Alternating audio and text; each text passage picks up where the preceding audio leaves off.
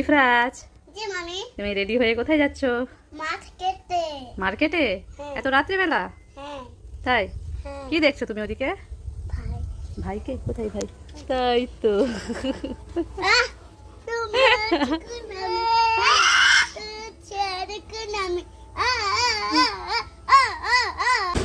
এই যে দেখো ইফরাজকে, ইফরাজ বাইরে এসে এখন ডান্স করছে।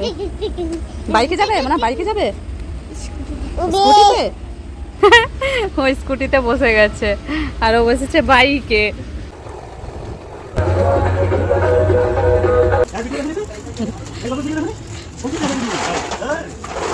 ভাইকে দাও, ওটা তো তুমি দিয়েছো, ওটা ভাইকে দাও, একটা ভাইকে দাও, দাও। ভাই